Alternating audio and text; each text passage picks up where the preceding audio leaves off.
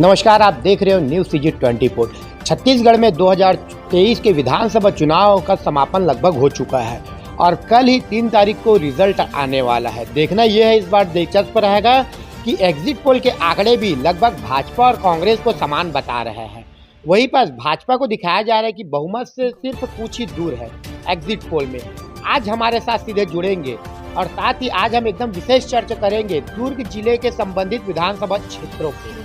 हमारे साथ हमारे खास कार्यक्रम में जुड़ेंगे दुर्ग के जिले के संगठन के प्रभारी और साथ ही दुर्ग चुनाव संचालक समिति के संयोजक, जी हम बात कर रहे हैं राजीव अग्रवाल जी का। सर, सबसे पहले हम आपका न्यूज़ सीजी 24 में बहुत बहुत स्वागत और अभिनंदन करते हैं। Sanjay ji, sir, exit poll के नतीजे आ चुके हैं। एक दिन पूर्व में दिखाया जा रहा है कि भाजपा स्पष्ट बहुमतों से लगभग कुछ सीटों से दूरी बनाया जा रहा है। क्या कहेंगे इसको लेकर आप?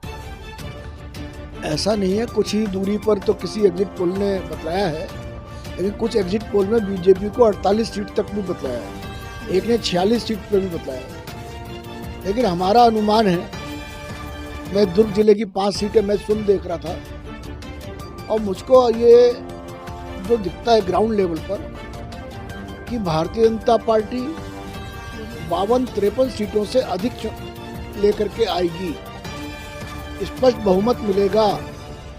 और इतना जितना उनको बहुमत 2003 में भी नहीं मिला था, उससे अधिक सीटें भारतीय जनता पार्टी इस चुनाव में लेकर के आ रही है। सर, वही पर छत्तीसगढ़ के सीएम भूपेश बघेल जी का कहना है कि कांग्रेस इस बार स्पष्ट बहुमतों के साथ सरकार बना रही है। इसको लेकर क्या कहेंगे? देखिए, ये छत्तीसगढ़ के मुख्यमंत्री हैं, क्या नारा दिया था उन्होंने? 75 पार। अभी भी बोल रहे हैं वे कि 75 सीटें लेकर के आकर के चुनाव सरकार बनाएंगे, लेकिन बाद में बोलने लगे स्पष्ट बहुमत लेकर के सरकार बनाएंगे। इसी से मालूम पड़ता है कि वे भ्रम का शिकार हो रहे हैं। दूसरी बात, जिस प्रकार चुनाव मतदान होने के बाद कांग्रेस की प्रभारी सुश्री शैलजा जी ने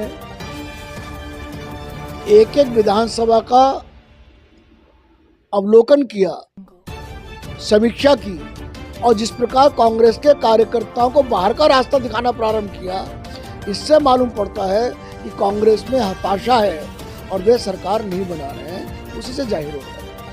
सर, बस्तर को छत्तीसगढ़ के मतलब दरवाजा कहा जाता है, जहाँ के विधानसभा सीट को जीतने के बाद ही छत्तीसगढ़ में सरकार बनाया जाता है, ऐसा कहा जाता है। तो इस बार बस्तर किसके झोली में है? बस्तर में 12 सीटें हैं, भारतीय जनता पार्टी कम से कम 6 सीटें वहां पर चुनाव जीत रही है। जी सर, न्यूज़ सीजी 24 का अपना कीमती समय दिया, उसके लिए बहुत बहुत धन्यवाद।